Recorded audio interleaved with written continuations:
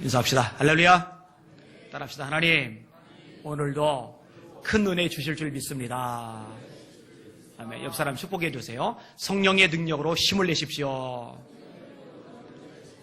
아멘.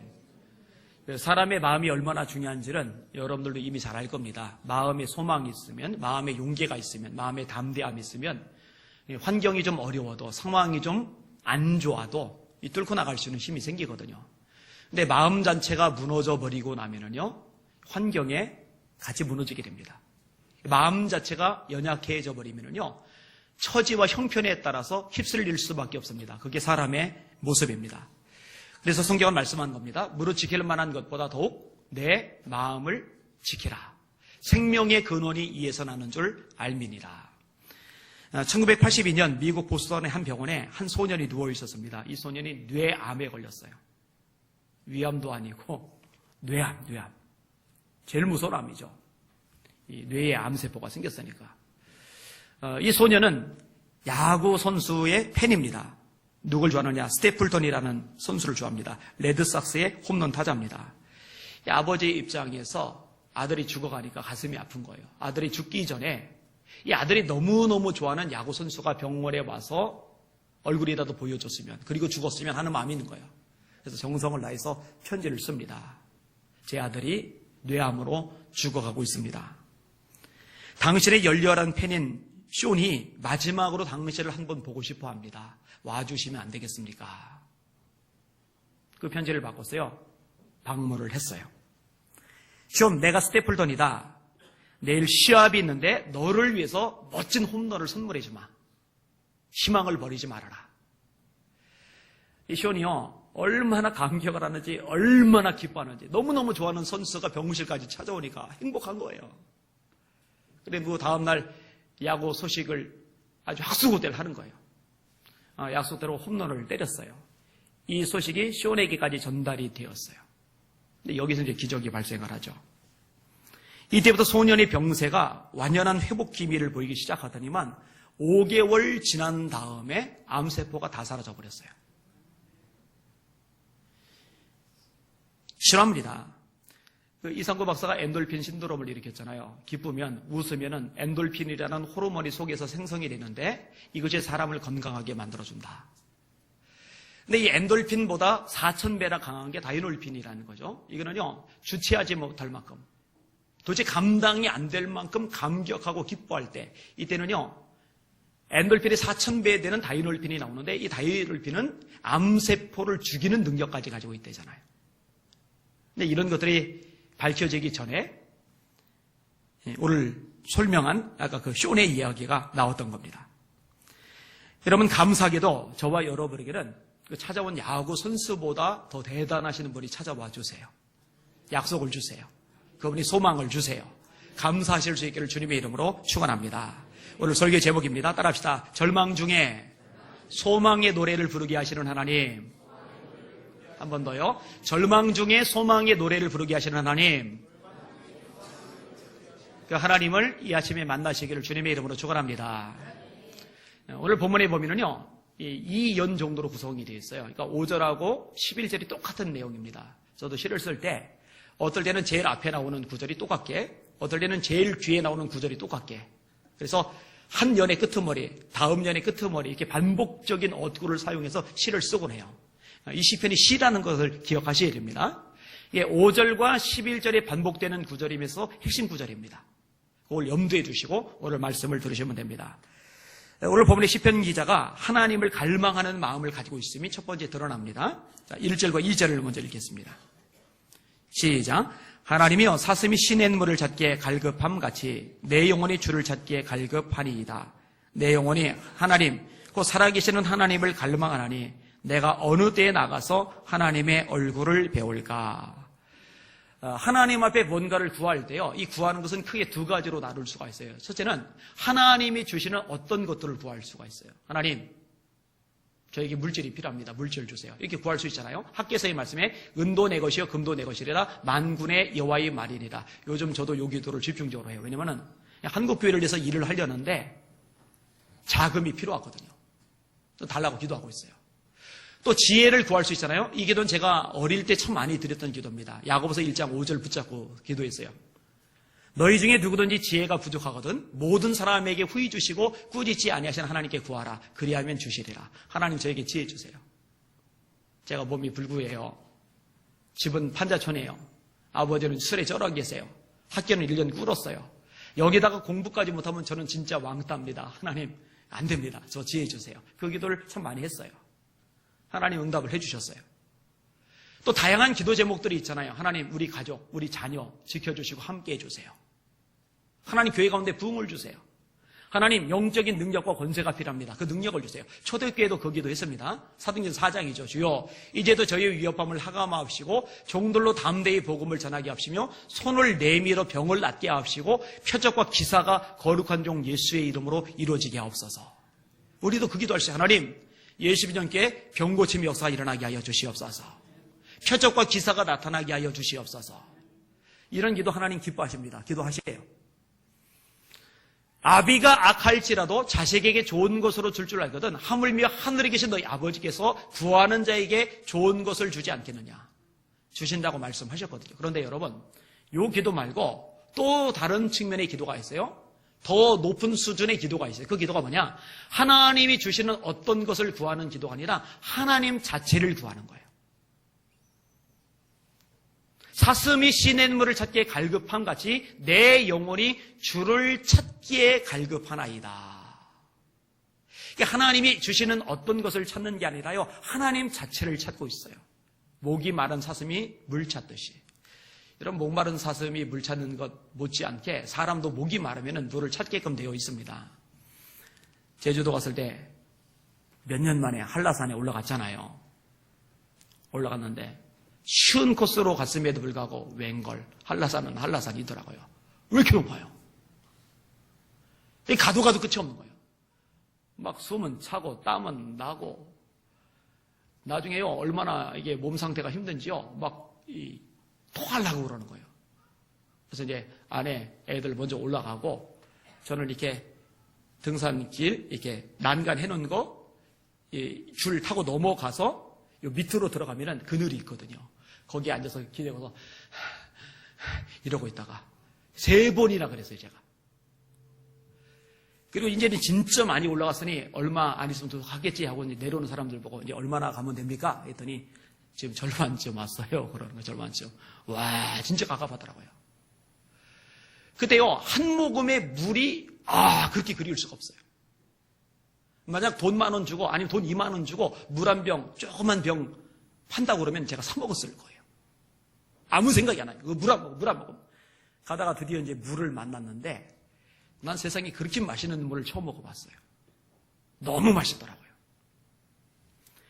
여러분 목이 마르면요 물을 찾게끔 되어 있거든요. 그런데 하나님을 찾는데 목이 마른 사슴이 시냇물을 찾는 것 같은 그런 갈급함을 가지고 하나님을 찾는 거예요.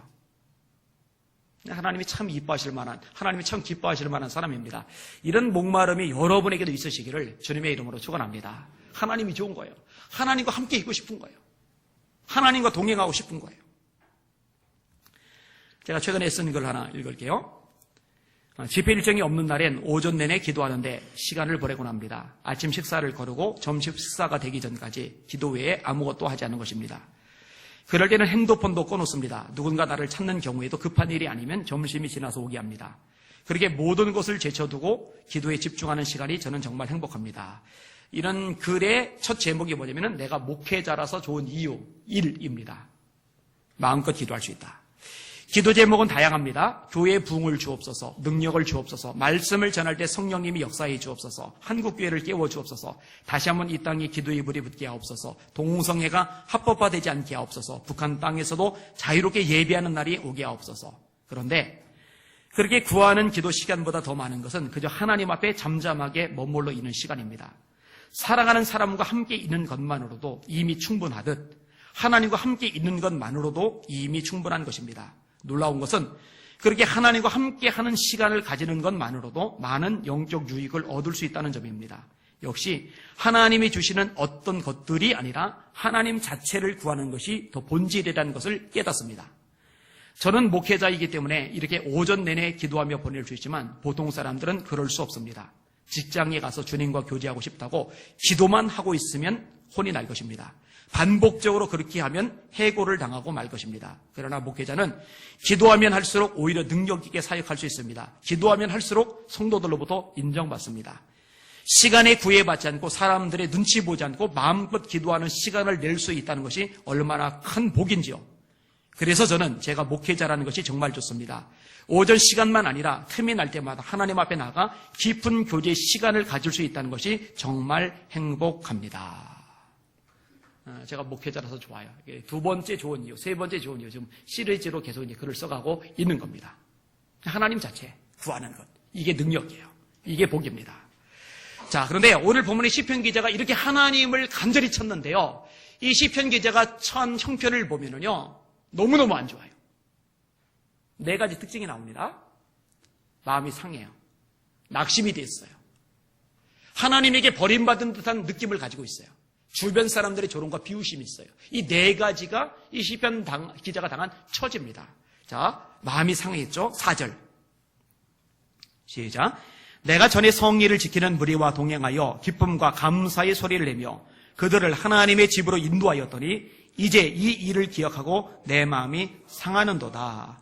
예전에 하나님의 날이 되면 사람들과 함께 성전에 가서 하나님을 예배를 했었거든요. 근데 그 일을 생각하고 지금 마음이 상하는 이유는 뭡니까? 그때는 그렇게 했는데 지금이 안 되는 거죠. 자, 예를 들어서 예전에는 내가 넉넉했었는데 그 일을 생각하니 내가 지금 마음이 상한다. 그 이야기는 지금은 가난하다는 얘기예요. 내가 예전에는 건강했었는데 마음껏 뛰고 운동도 하고 돌아다녔는데 그때 일을 생각하니 내가 지금이 마음이 상한다. 그때보다 지금 체력이 더 좋으면 마음이 상할 리가 없는 거죠. 지금은 내가 몸에 병이 났어요. 그러니까 이전에 건강할 때를 회상하니까 마음이 상하는 거예요. 이런 구조로 되어 있는 거예요. 그때는 마음껏 사람들과 어울리며 예비를 드렸는데 너무너무 좋았는데 이제는 그럴 수 없을 만한 상황이 되었어요. 마음이 상하는 거죠. 여러분들은 언제 마음이 상하십니까? 어쩌면 지금도 상한 마음을 가지고 온 사람이 있을 거예요. 마음이 상하는 거예요. 힘든 거예요. 근데 사실 세상에 발디고 살아가는 사람들의 특징상 마음이 상하는 일을 겪지 않고 살 수 있는 사람은 단 한 명도 존재하지 않습니다. 마음 상할 날이 있어요. 저도 여러분도 똑같습니다. 세상 누구나 똑같습니다. 자, 그 다음에 낙심 6절 말씀입니다. 시작. 내 하나님이여 내 영혼이 내 속에서 낙심이 되므로 내가 요단 땅과 헤르몬과 미살산에서 주를 기억하나이다. 낙심이라는 것은요, 마음이 무너져 버린 상태입니다. 사실 한 줄기 빛이라도 이렇게 비춰지면은요, 낙심하지 않는데 진짜 흑암 가운데 있는 거예요. 살 길이 없는 거예요. 너무너무 막막한 거예요. 그런 마음이요, 무너져 내려요. 이것도 사실 우리가 살다 보면은 종종 겪을 수 있는 일입니다. 내 노력, 내 수단, 내 방법, 내 발버둥으로 아무리 애를 써봐도 헤쳐나갈 수 없는 그런 처지에 놓여질 때 이 마음이 무너져 내리거든요. 자, 그 다음에 너무너무 힘들다 보니까 하나님에게 버림받은 듯한 느낌을 갖는 거예요. 9절 보세요. 시작. 내 반석이신 하나님께 말하기를 어찌하여 나를 잊으셨나이까? 내가 어찌하여 원수의 압제로 말미암아 슬프게 다니나이까 하리로다. 여러분 성경을 읽으실 때는 같이 소리내서 한 목소리를 읽으세요. 그리고 가급적 큰 소리로. 훈련입니다. 9절 다시 시작. 내 반석이신 하나님께 말하기를 어찌하여 나를 잊으셨나이까? 내가 어찌하여 원수의 압제로 말미암아 슬프게 다니나이까 하리로다. 여러분 하나님이 절대로 저나 여러분을 버리시는 일은 없습니다. 떠나시는 일은 없습니다. 예수님 거짓말 안 하세요. 볼지어다 내가 세상 끝날까지 너희와 항상 함께 있으리라. 그런데요, 너무 힘들어요. 이 힘든 것이 너무 오래 지속이 돼요. 그러다 보면은 하나님이 우리를 잊으시지는 않음에도 불구하고 우리가 생각할 때 하나님이 우리를 잊으신 것처럼 생각이 든단 말이에요. 아니, 하나님이 함께 하시면, 나를 기억하시면, 나를 사랑하시면, 나를 도와주시면 내가 왜 이렇게 힘들고 이 힘든 시간이 왜 이렇게 긴 거야? 이런 생각이 든단 말이죠. 이사야 40장에 보면은 27절에 이렇게 탄식을 합니다. 야곱아 어찌하여 네가 말하며 이스라엘아 네가 어찌하여 이르기를 내 길은 여호와께 숨겨졌으며 내 송사는 내 하나님에게서 벗어난다 하느냐. 하나님 앞에는 하소연해봐야 소용없어. 근데 그 얘기를 하는 거죠. 이스라엘 백성들이. 이사야 선지자가 그걸 지적하는 거예요. 니들 마음에 그런 마음 있잖아. 하나님 앞에 하소연해봐야 어차피 하나님 안 들으셔. 왜 그래요? 너무 힘드니까 그러는 거죠. 여러분 기드온에게 여호와의 사자가 나타났는데요. 기드온이 하나님 앞에 이렇게 말을 합니다. 오 나의 주여 여호와께서 우리와 함께 계시면 어찌하여 이 모든 일이 일어났나이까. 또 우리 조상들이 일찍이 우리에게 이르기를 여호와께서 우리를 애굽에서 올라오게 하신 것이 아니냐한 그 모든 이적이 어디 있나이까. 이제 여호와께서 우리를 버리사 미디안의 손에 우리를 넘겨주셨나이다. 하나님 우리와 함께 하신다고 하는데 못 믿겠는데요. 이전에 엄청난 능력과 기사를 행하셨다고 하는데 그거 지금 다 어디 갔어요? 하나님 우리 버리신 거잖아요. 왜 그렇게 말을 해요? 힘드니까. 여러분 사실 우리도 그럴 수가 있어요. 이 본문의 시편 기자가 믿음 없는 사람이 아닙니다. 믿음이 좋은 사람이에요. 믿음이 좋은 사람인데도 버림받은 듯한 느낌을 가지는 거예요. 너무 힘들어서 그런 거죠. 자, 이런 상황이다 보니까 주변에서 조롱하는 겁니다. 야, 너 하나님 믿는다며. 하나님 전능하시다며. 하나님 너 사랑하신다며. 하나님 너와 함께 하신다며. 근데 너 꼴이 왜 그래? 거짓말하지 마. 하나님 너랑 함께 하신 거 아니네. 이렇게 말하는 거죠. 자, 3절 보세요. 시작. 사람들이 종일 내게 하는 말이 네 하나님이 어디 있느냐 하오니 내 눈물이 쥐하로 내 음식이 되었도다. 밥을 먹어야 되는데 눈물을 먹어요. 밤낮으로 우는 거예요. 너무 힘들어서. 10절도 마찬가지입니다. 시작. 내 뼈를 찌르는 칼같이 내 대적이 나를 비방하여 늘 내게 말하기를 네 하나님이 어디 있느냐 하도다. 네 하나님 어디 있냐? 이런 말이요. 뼈를 찌르는 칼 같대요. 너무 아픈 거예요. 너무 힘든 거예요. 너무 고통이 되는 거예요. 할 말이 없어요. 봐라! 하나님이 나와 함께 하신 증거가 이거다라고 보여주고 싶은데 조롱을 하지만 비방을 하지만 손가락질하지만 내놓을 게 아무것도 없는 거예요. 그러니까 그 말이 칼처럼 아픔이 되는 거예요. 눈물이 그냥 주르륵 흐르는 거예요. 여러분 다윗도 이런 비방을 당했죠. 시편 3편 1절이 다윗의 시입니다. 들어보세요. 여호와여 나의 대적이 어찌 그리 많은지요. 일어나 나를 치는 자가 많으니이다. 많은 사람이 나를 대적하여 이르기를 다윗은 하나님께 구원을 받지 못한다 하나이다. 다윗은 하나님께 구원을 받지 못한다 하나이다. 이 시가 언제 쓰여진 시인지 아세요? 압살롬 아들이 반란을 일으켰어요. 아들이 도망갔어요. 맨발로 머리 먼지 무릅쓰고 울면서. 그러니까 다윗 보면서 그렇잖아도 마음에 들지 않던 사람들은요 고소하다 생각하는 거예요. 그리고 조롱하는 거예요. 야야야 봐라 하나님이 사랑받는다고 하나님 함께 하신다고 하나님이 구원하신다고 아니야 다윗은 하나님의 구원을 받지 못할 인간이야. 그런 거죠. 정말 최악의 상황이죠. 근데 여러분 정말 대단한 게 뭐냐면요 이 시편 기자가 그래 이제 끝이야 라고 단정을 짓는 게 아니라요 그 와중에 하나님을 바라보고 있어요. 자, 5절과 11절 이 두 절을 같이 읽으셔야 되는데 해신 구절입니다. 5절 시작. 내 영혼아 네가 어찌하여 낙심하며 어찌하여 내 속에서 불안해하는가. 너는 하나님께 소망을 두라. 그가 나타나 도우심으로 말미암아 내가 여전히 찬송하리로다. 표현이 조금만 달라요. 근데 거의 같아요. 11절 시작. 내 영혼아 네가 어찌하여 낙심하며 어찌하여 내 속에서 불안해하는가. 너는 하나님께 소망을 두라. 나는 그가 나타나 도우심으로 말미암아 내 하나님을 여전히 찬송하리로다. 아멘. 뭐라고 자기 영혼에게 얘기를 해요? 내 영혼아 낙심하지 말라. 여러분들도 여러분들의 영혼을 향해서 말하세요. 내 영혼아 낙심하지 말아라. 왜 이렇게 말해요? 하나님 아직 살아계시니까. 여러분 하나님이 안 계시다면요 아들 피해서 도망갈 때 다윗은 끝난 겁니다. 근데 하나님이 계시기 때문에 다윗은 다시 설 수 있는 기회가 있어요. 사람들은 그 하나님이 잘 안 보입니다. 그래서 다윗이 도망갈 때 시므이 같은 베냐민 사람은요 다윗을 쫓아다니면서 돌멩이를 집어던졌어요. 그리고 저주를 냈습니다. 비루한 자여, 비루한 자여, 가거라, 가거라. 비루한 자여, 가거라, 가거라. 하나님이 안 계시다면 다윗은 끝난 겁니다. 근데 하나님이 살아 계시거든요. 다시 다윗을 세우세요. 다시 왕으로 돌아옵니다. 그러니까 시므이가 큰일 났거든요. 인간적으로 제게 불능이라 생각했던 다윗이 다시 왕이 됐거든요. 이제 자기 죽었거든요. 그러니까 베냐민, 자기 동족, 자기 지파 사람들 1000명을 거느리고 달려와서 다윗 앞에 절하면서 싹싹 빌어요. 그런 장면이 성경에 나옵니다. 프랭크 루프 박사라는 분이 있습니다. 이분이 23년간 관절염으로 고생을 했어요. 그냥 무릎이 아픈 정도, 다리가 아픈 정도가 아니라 걷지를 못해요.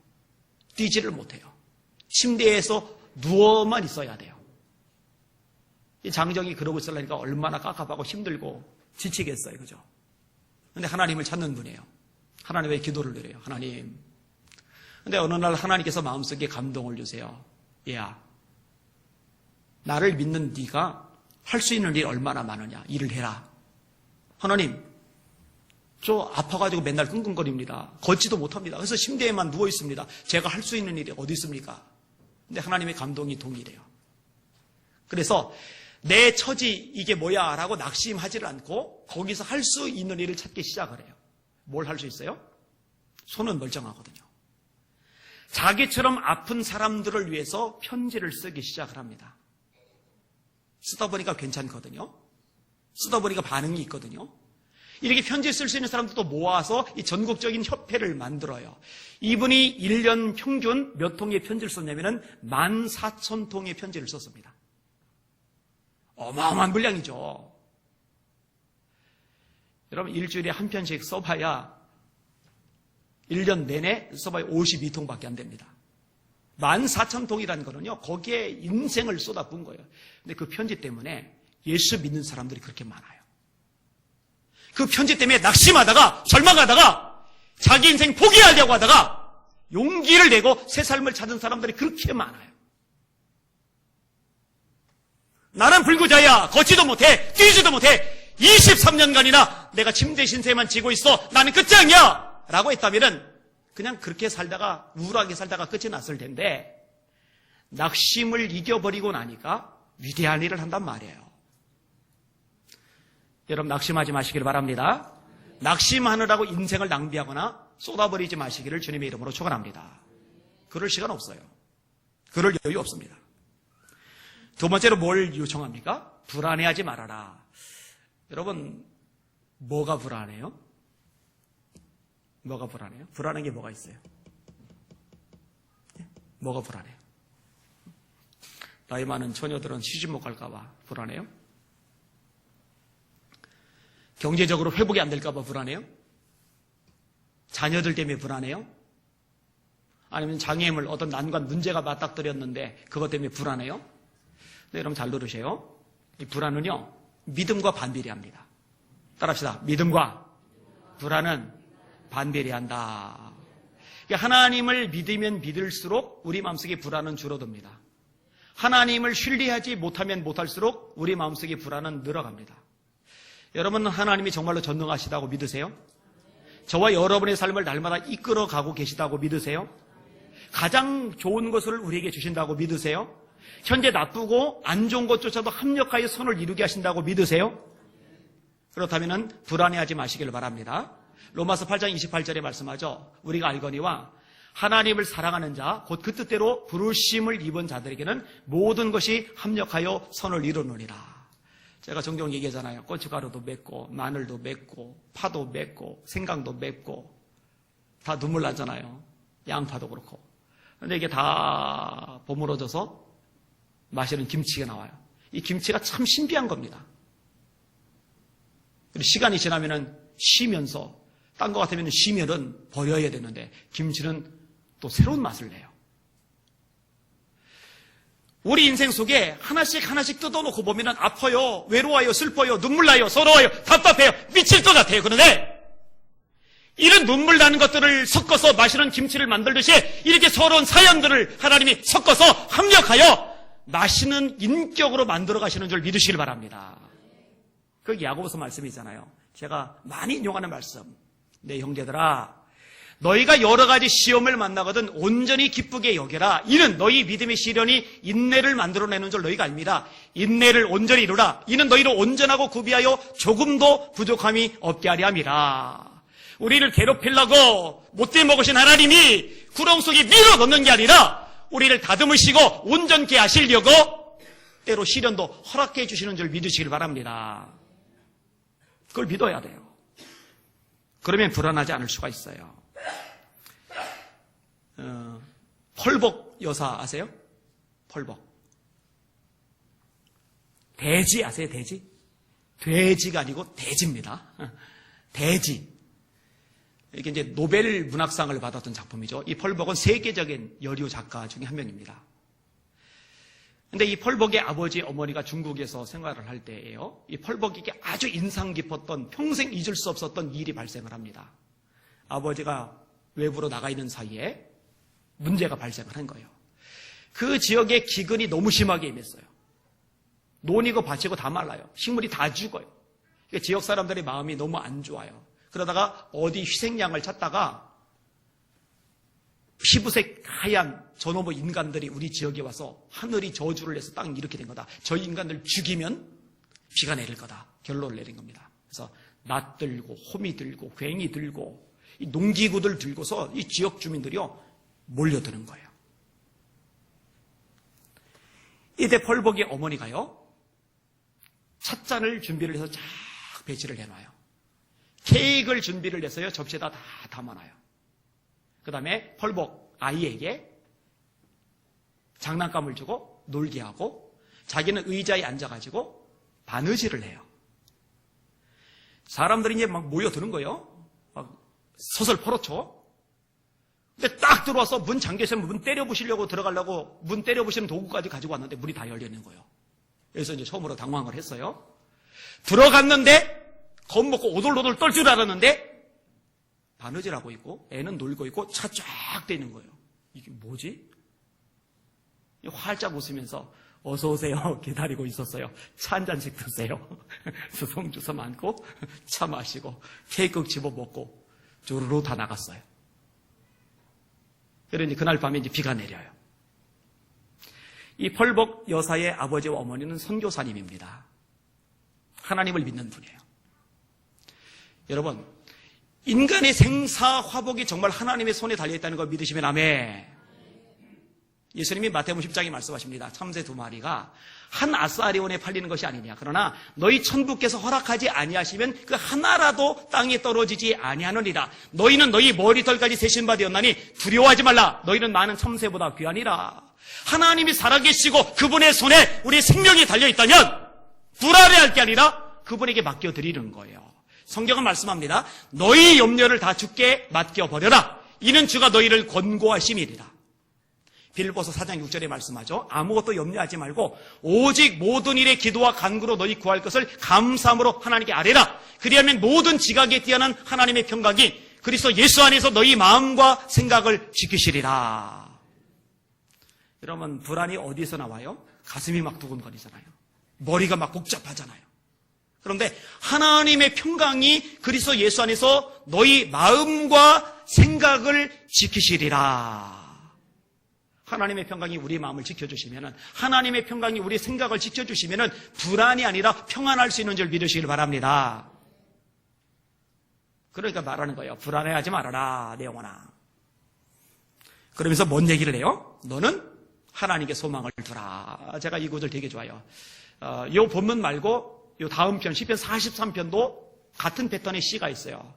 제가 그 설교 본문 가지고도 설교하기를 참 좋아했었는데, 자 따라합시다. 너는 하나님께 소망을 두라. 더 크게, 너는 하나님께 소망을 두라.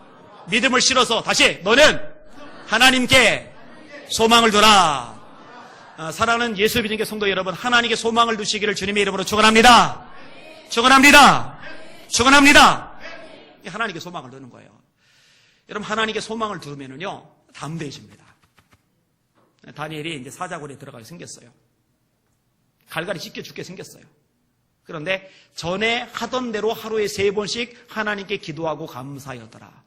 어떻게 거기서 기도가 나오고 어떻게 거기서 감사가 나와요? 소망을 하나님께 두니까 가능한 거예요. 저와 여러분의 유일한 소망 하나님 한 분뿐이라는 거 잊지 마시길 바랍니다.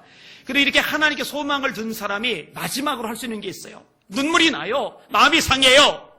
낙심이 돼요. 버림받은 것 같아요. 사람들이 조롱을 실컷 받고 있어요. 그럼에도 불구하고 하나님께 소망을 둔 사람이 할 수 있는 게 한 가지가 남아요. 그 남는 게 뭔지 아세요? 그게 기도라니까요. 8절 시작. 낮에는 여호와께서 그의 인자심을 베푸시고 밤에는 그의 찬송이 내게 있어 생명의 하나님께 기도하리로다. 여러분 사실 하나님을 믿지 못한다면, 하나님이 정말 소망이 되지 못한다면 기도할 필요 없어요. 하나님이 전능하지 않은데, 어차피 그 하나님 믿지 않는데 기도해봐야 그 기도는 의미가 없잖아요. 오직 믿음으로 구하고 조금 더 의심하지 말라. 의심하는 자는 마치 바람에 밀려 요동하는 바닷물결 같으니 이런 사람은 무엇이든지 주께 얻기를 생각하지 말라. 두 마음을 품어 그 마음에 정함이 없는 자로다. 어차피 기도 응답도 없어요. 그런데 정말로 하나님이 전능하시다는 거 믿으신다면, 그 하나님이 나와 함께 하시고 나를 떠나지 아니하시고 나를 지켜주기를 원하신다라고 믿는다면, 응답하실 수 있는 전능자라고 믿는다면 그 하나님 앞에 기도하실 수 있기를 주님의 이름으로 축원합니다. 그 기도가 능력이죠. 여러분, 야고보가 헤로도 왕에 의해서 처형당해 죽었어요. 가슴 아픈 일이 발생했죠. 그리고 베드로도 가뒀어요. 근데 할 수 있는 일이 아무것도 없어요. 백도 없어요. 줄도 없어요. 수단 방법 동원할 길이 없어요. 할 수 있는 게 하나가 있죠. 하나님 소망이기 때문에 기도. 읽어드릴게요. 사도행전 12장 1절입니다. 그때 헤로도 왕이 손을 들어 교회 중에서 몇 사람을 헤아리하여 요한의 형제 야고보를 칼로 죽이니 유대인들이 이 일을 기뻐하는 것을 보고 베드로도 잡으려 할세. 때는 무교절 기간이라 잡음에 옥에 가두어 군인 내식인 내패에게 맡겨 지키고 6월절 후에 백성 앞에 끌어내고자 하더라. 이에 베드로는 옥에 갇혔고 교회는 그를 위하여 간절히 하나님께 기도하더라. 베드로를 감옥에 가둬놓고요, 군인 내식인 내패에게 맡겼어요. 그럼 몇 명이에요? 16명의 군인이 지켜요. 그러니 누가 빼냅니까, 그거를? 그 당시 로마 군인은 세계에서 가장 강한 정투력을 가지고 있는 사람들인데 인간적으로 할 수 있는 일이 아무것도 없어요. 그런데 하나님의 소망이니까 할 수 있는 게 하나가 남아요. 기도. 그래서 온 교회는 그를 위하여 하나님께 빌더라, 기도하더라, 이렇게 돼 있거든요. 하나님이 역사하셨어요. 읽어드릴게요, 그대로. 헤롯이 잡아내려고 하는 전날 밤 베드로가 두 군인 틈에서 두 쇠사슬에 매여 누워 자는데 파수꾼들이 문 밖에서 옥을 지키더니 호련히 주의 사자가 나타나매 옥중에 광채가 빛나며 또 베드로의 옆구리를 쳐 깨워 이르되 급히 일어나라 하니 쇠사슬이 그 손에서 벗어지더라. 쇠사슬로 묶어놨는데 이거는 천하장사도 못 끊거든요. 그런데 하나님이 역사하시면 그깟 쇠사슬이 뭔 소용입니까? 올가면 쇠사슬이 뭔 힘을 발휘합니까? 쇠사슬이 저절로 풀어졌어요. 할렐루야.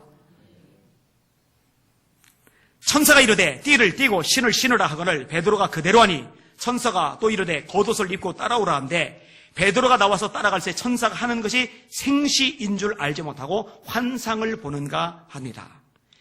이에 첫째와 둘째 파수를 지나, 파수는 사람들이 지키고 서 있는 곳을 파수라고 그래요. 내식인 내패에게 맡겼으니까. 근데 지나가는데 아무도 제재를 못해요. 첫째와 둘째 파수를 지나 시내로 통한 쇠문에 이르니 문이 저절로 열리는지라. 쇠문. 아까는 쇠 사슬이 저절로 풀어지더니 이제는 쇠문. 이 쇠문이 민다고 밀립니까? 도끼로 내려친다고 깨집니까? 그런데 하나님이 역사하시니까 그냥 열리는 거예요.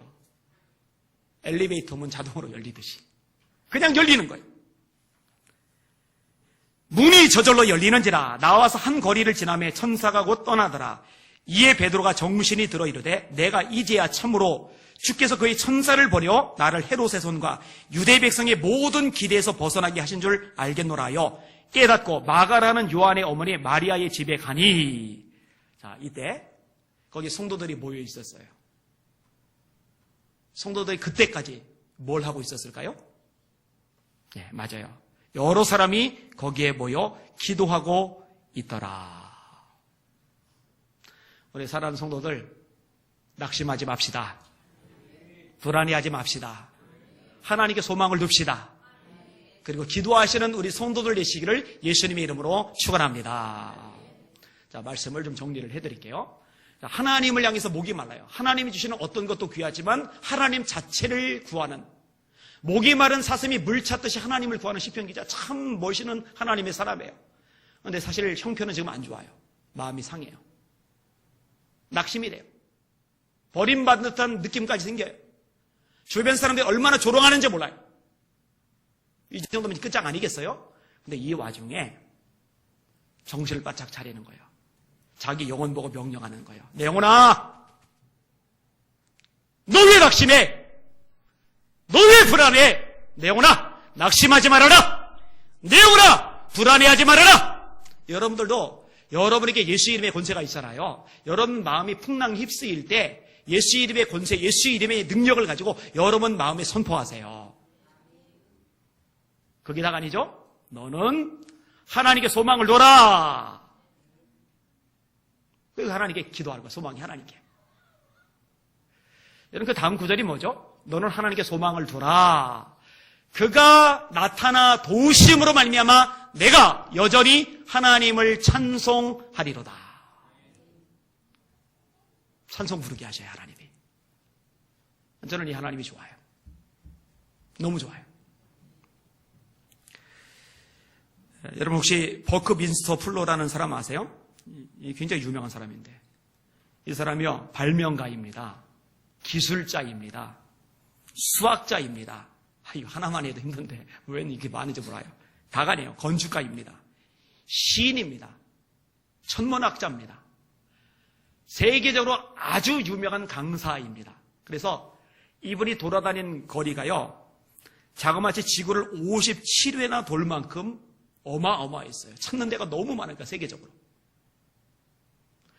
근데 이분이요, 한때 인생의 실패자였습니다. 대학을 다니다가 그만뒀어요. 일을 벌이는데 실패, 다른 일을 벌이는데 실패, 또 다른 일을 벌이는데 실패, 또 다른 일을 벌이는데 실패. 뭐 한두 번 성공은 해야 소망이라도 생길 거 아니겠어요? 근데 하는 것마다 꼬이고 실패를 하니까 이제 진짜 낙담이 됐어요. 나 같은 건 뭘 해도 안 돼. 죽자 차라리. 그래서 미시간 호수에 빠져 죽으려고 간 거예요. 근데 참 다행인 게 물만 바라보고 들어갔으면 죽었을 텐데 위를 바라보고, 위를. 이분 하나님 믿던 사람입니다. 여러분, 하나님을 믿는 사람도 너무 힘들면 낙담 들 수 있어요. 근데 물만 바라봤으면 끝났을 텐데 위를 바라보는데 수많은 별들이 빛나는데 너무너무 아름다운 거예요. 하나님의 창조가 너무너무 기가 막히게 멋진 거예요. 그래서 마음속에 성령의 음성이 들리는 거예요. 저 별들조차, 피조된 자연조차도 하나님의 뜻이 없으면 스스로 꺼져버리는 존재는 없다. 근데 너는 어찌하여 네 생명을 스스로 꺼트리려 하느냐. 근데 그 말씀을 듣는 순간 마음속에서 이 절망의 그림자가 물러나면서 소망이라는 게 생기기 시작을 하는 거예요. 다시 한번 해보자. 다시 한번 해보자. 여러분, 모든 사람이 이 사람처럼 천재적으로 수많은 걸 해내지는 않겠지만, 그러나 모든 사람이 절망의 그림자를 걷어내고 전혀 다른, 이전과 전혀 새로운 인생을 살 수는 있어요. 하나님께 소망을 두시기를 주님의 이름으로 축원합니다. 오늘 설교 제목 따라합시다. 절망 중에 소망의 노래를 부르게 하시는 하나님. 그 하나님이 이 아침에 저와 여러분을 부르셨습니다. 그 하나님이 말씀하신 약속이 있잖아요. 내가 너를 사랑한다. 내가 너를 절대 떠나지 않는다. 내가 너를 절대 버리지 않는다. 내가 너의 하나님이다. 그 하나님 붙잡고 이 시간 승리의 찬송을 부르실 수 있기를 예수님의 이름으로 축원합니다. 기도하겠습니다.